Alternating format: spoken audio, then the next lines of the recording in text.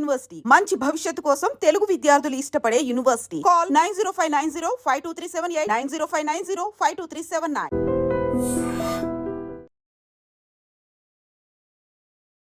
నార్మల్గా నీకు భయం ఏదా బోర్డర్లో? భయం అంటే చాలా మనం జాబ్కి వెళ్ళాక ఇంకా భయం అంటే ఏముండదు. మనకి ఆ ట్రైనింగ్ మనం తీసుకున్న ట్రైనింగ్ ఇవి ఉంటుంది కదా, 6 months ట్రైనింగ్ ఇస్తారు తర్వాత అలా. సో భయం ఏంటో అలా ఏమి ఉండదు. నువ్వు ఎప్పుడైనా ఫైర్ చేసావా? ఫైరింగ్ అంటే మాకు ఎవ్రీ 3 months అట్లా జరుగుతూ ఉంటాయి. అది మీ ప్రాక్టీస్ డైరెక్ట్గా ఎప్పుడు ఫైర్? డైరెక్ట్గా ఎప్పుడు చేయలేదు.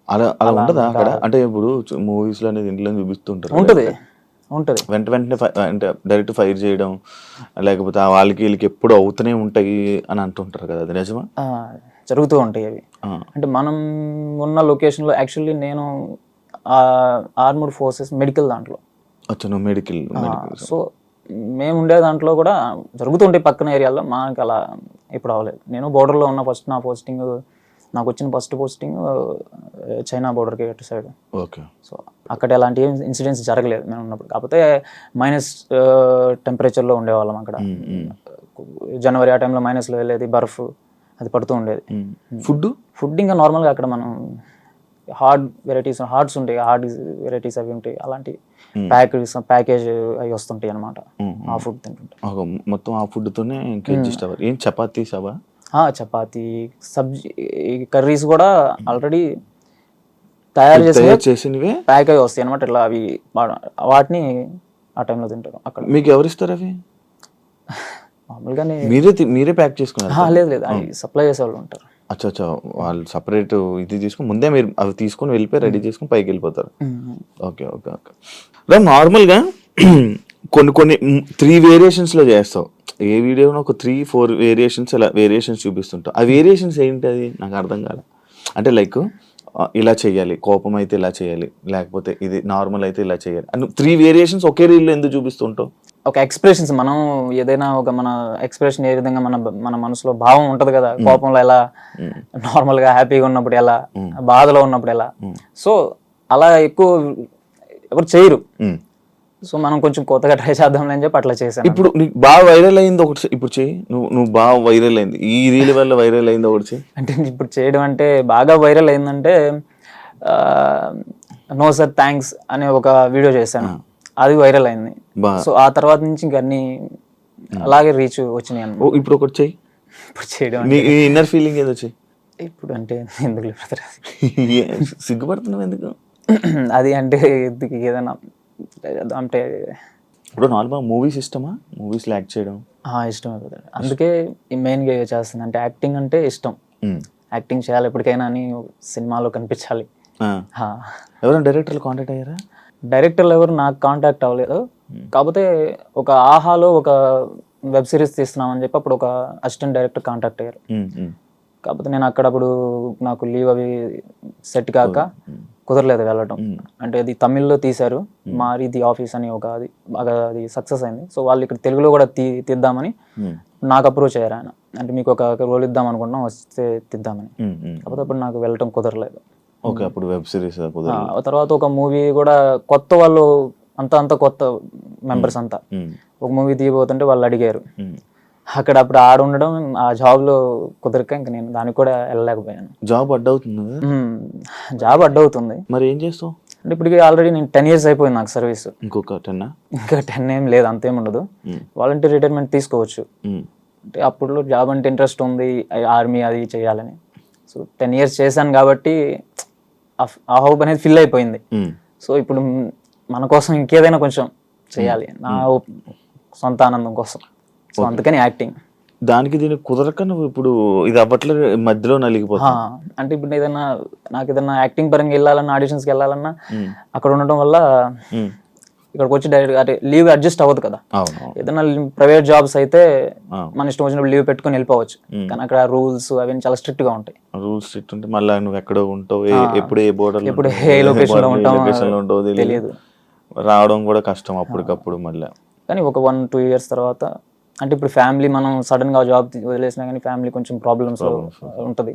సో మా బ్రదర్ ఉన్నారు. సో అతను ఇప్పుడు సెట్ అయితే. ఏం చేస్తుంటారు? అతను ఇప్పుడు యూకేలో, లండన్లో. Well settled family. Well settled ఏం కాదు, అది మేమైతే 20 years దాకా మాకు అసలు ఇల్లే లేదు, రెంట్ హౌస్లో ఉన్నాం. అంటే మా ఫాదరు అంతా నార్మల్ వ్యవసాయం చేస్తున్నారు. నాకు ఈ జాబ్ వచ్చాక కొంచెం ఇల్లు అవి కట్టి ఈ జాబ్ మీద బ్రదర్ని కూడా మన ఇష్టాలన్నింటినీ కంట్రోల్ చేసుకొని బ్రదర్ని కూడా సెటిల్ చేయాలి అని చెప్పి మనం ఆల్రెడీ ఇట్లా ఆర్మీ అంటూ దూరంగా ఉన్నాం, కష్టపడుతున్నాం.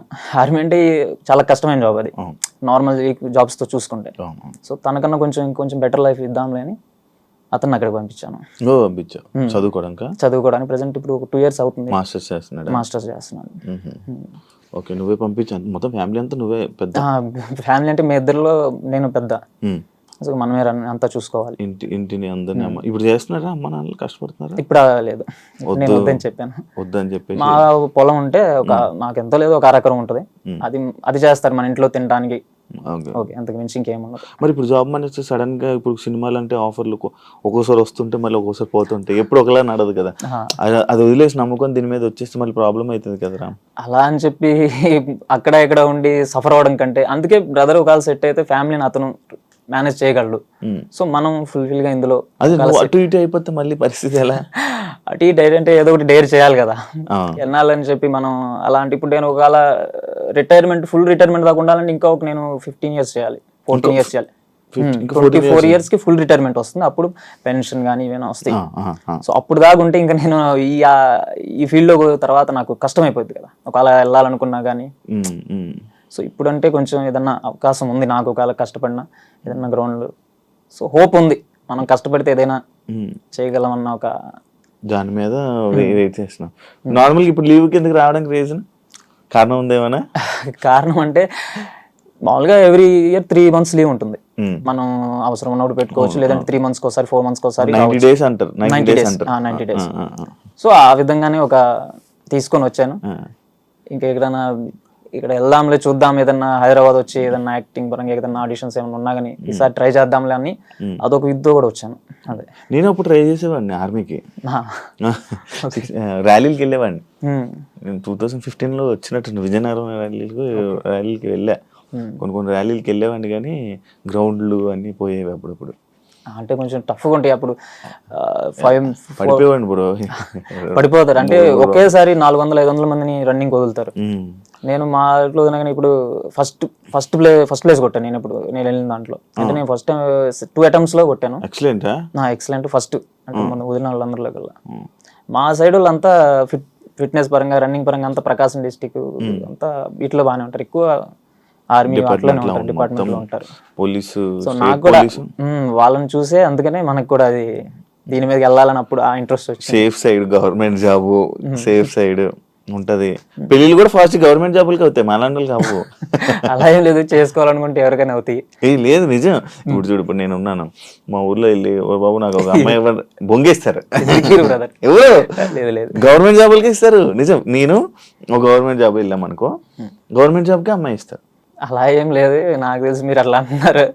ఉంటది అది, మీకు ఇవ్వకుండా ఎవరికి ఇస్తారు? మీరు కూడా మంచి వెల్ సెటిల్డ్, కానీ మాది పర్మనెంట్ కాదు.